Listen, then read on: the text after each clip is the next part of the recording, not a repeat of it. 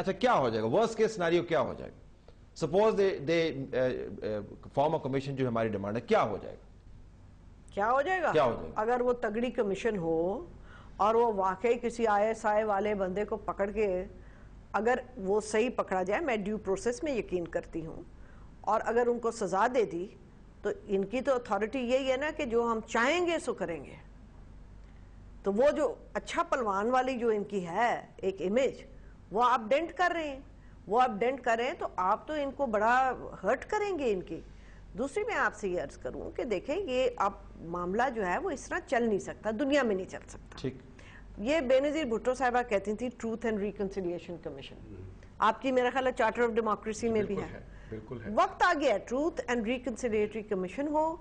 بھائی جس نے آپ نے کیا ہے آپ نے لوگ پکڑے آپ نے ٹارچر کیے کوئی چھپی ہوئی بات نہیں ہے بچہ اب کہہ رہا ہے صرف آپ ہی سمجھ رہے ہیں کہ لوگوں کو نہیں پتا ٹارچر سیلز میں محلے میں جاتی ہوں نا کئی دفعہ میں گئی ہوں وہ مجھے کہتے ہیں باجی یہ پیچھے جڑا نا ایتھے ISI دا سیل ہے لوگوں کو پتا ہوتا ہے کہ یہ کیا ہے ان کو ختم کر دیں سیاستدان بھی اپنی کرپشن چھوڑ دیں تاکہ ان کی فائلیں نہ چلیں ہمارے جو ججز ہیں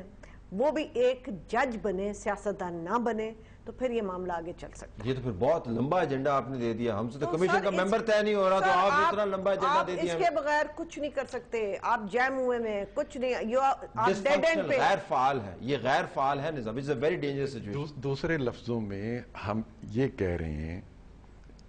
اگر ان کی بات کو میں آگے بڑھاتا چلا جاؤں تو ہم کہہ یہ رہے ہیں کہ جناب اس ملک میں سیاسی کارکن اغوا ہوگا اور اس پہ تشدد ہوتا رہے گا صحافی اغوا ہوگا اور اس کا قتل ہوتا رہے گا وزیر اعظم جو ہیں وہ بھی بیچارے اغوا ہوتے رہیں گے اور ان کو پھانسی لگتی رہے گی اور ہائی جیکر بنائے جاتے رہیں گے ہم نے ابھی تک پرنسپل ڈیسیژن نہیں کیا کہ ہم نے اپنی ان کلچر کو ختم کرنا ہے اس کلچر کو ختم کرنے کا ہم نے ڈیسیژن تو 3 سال کیا کرتے رہے آپ سارے مل کے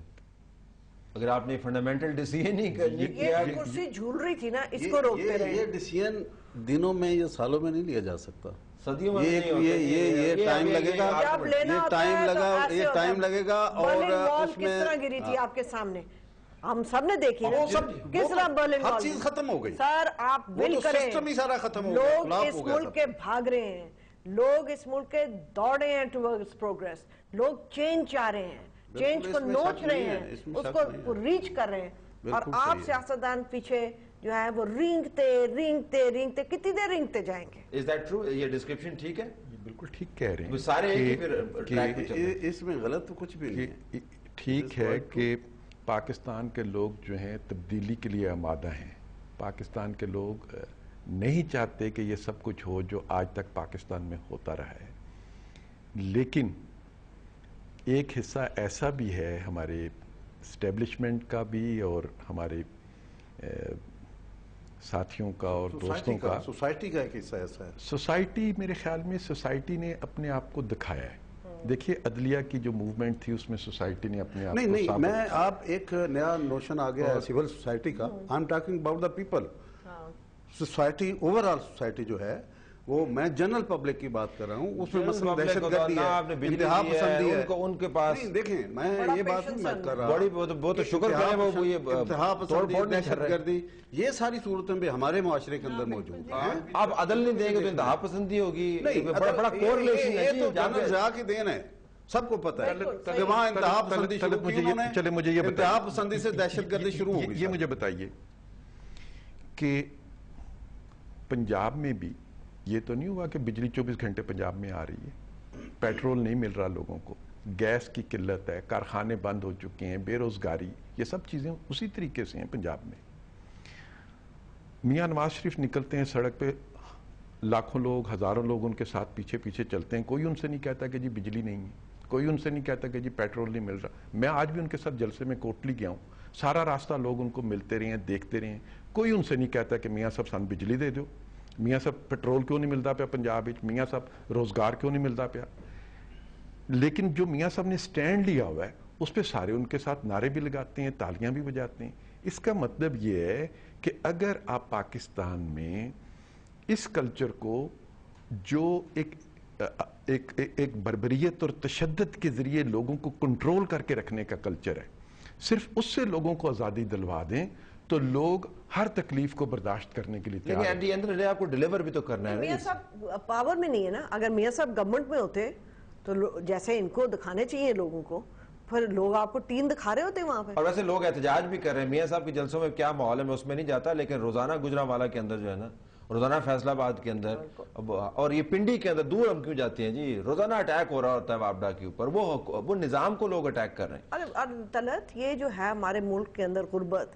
یہ بھی جڑی ہوئی ہے ہماری سیاست کے ساتھ. بٹ فنڈامنٹل ڈیسیژنز کے اوپر جی آپ نے پھر اس کا مطلب ہے 3-4 سال آپ فرما رہے ہیں کہ یہ زیادہ عرصہ درکار ہے فنڈامنٹل ڈیسیژنز کو کرنے کا. آسمہ صاحب کا کہنا ہے کہ اپرچونٹی آپ کے پاس ہے, اپنی نااہلی اور کوتاہی کی وجہ سے آپ اس کو گریسپ نہیں کر رہے ہیں, اور لہٰذا ہم سارے سفر کر رہے ہیں. اگر پاکستان پیپلز پارٹی اس کی بنیاد ہی رکھ جائے اپنے دور میں, تو میں سمجھتا ہوں یہ بھی بڑی بات ہے. کس چیز کی جی؟ یہ جو آپ چینج کی بات کر رہے ہیں, بنیاد کو مضبوط کرنے کی بات. سر آپ کی پارٹی تو جس چیز کے لیے کھڑی ہوتی تھی آپ تو اس سے بھی مکرے ہوئے. میں تو دیکھتی ہوں کہ آپ کی پارٹی میں تو فنڈامنٹل چینجز ہیں. آپ کی پارٹی تو ایک دلیر پارٹی کہلائی جاتی تھی. بے نظیر بھٹو صاحبہ سے زیادہ کوئی دلیر لیڈرشپ نہیں تھی. ہم سارا میں کہتی ہوں قوم خراج تحسین ان کی دیتا ہے, ان کی دلیری کی. مگر آپ تو کھڑے ہی نہیں ہوئے. آپ کی پارٹی تو وہ پارٹی تھی جو اینٹی اسٹیبلشمنٹ پارٹی تھی. آپ آج ISI کو ایکسپوز نہ کرنے پہ you are going to such length. نہیں, وہ یہ بات نہیں ہے. وہاں پہ آپ غالباً جو اشارہ کر رہی ہیں میں سمجھتا ہوں مقصد یہ ہے کہ جو اداروں کے خلاف, جو ہمارے سلامتی کے اداروں کے خلاف جو باتیں ہو رہی ہیں, پاکستان پیپلز پارٹی یہ چاہتی ہے کہ اس دور میں جبکہ ہم دہشت گردی کے خلاف جنگ کر رہے ہیں, ہمارے بہت سارے, میری بات سنیں, ہمارے اوپر ہر طرف سے دباؤ پڑ رہا ہے, ہم اپنے اداروں کو بدنام نہ کریں. ہمارا صرف یہ مقصد. آپ نے وہی بات کی ہے جو اسٹیبلشمنٹ کرتی ہے, معذرت کے ساتھ. یہ بڑا ہم نے سن لیا. اور مجھے بتائیں کہ کون سی ایسی بات ہے جو لوگوں نے کی ہے جو غلط ہے. میں چیلنج کرتی ہوں. ان سے کہیے اگر یہ اداروں کو بدنامی سے بچانا چاہتے ہیں تو جو ان اداروں کی بدنامی کا سبب بنے لوگ, مثلا جنرل مشرف اس ادارے کی بدنامی کا سبب بنا نا, کہ ان کے زمانے میں وردی پہن کے فوجی جو تھا بازار میں نہیں جا سکتا تھا, تو ان کو مشرف کو پکڑ لیتے ہیں. اداروں کی بدنامی کا سبب بننے والے جو تھے انہیں تو ہم قومی پرچم میں لپیٹتے ہیں. کسی کو پکڑے نا, مگر کم از کم ان اداروں کو یہ کہہ دیں کہ جی دیکھیں لوگ اب تنگ ہیں, آپ اپنا ری تھنک کریں. یہ ہمیں الٹا ایک مرسلہ دو درخواستیں رکھ دیتے ہیں حکومت کے سامنے. ایک تو یہ کہ کمیشن بنائیں, اور دوسرا ہے کہ کمیشن بنانا بند کر دیں, تو آپ کے ہاتھ بڑے تگڑے ہوں گے. تینوں کا بہت بہت شکریہ ہمارے ساتھ نشست کرنے کا. ہماری طرف سے یہی کچھ اجازت دیجیے. اللہ حافظ.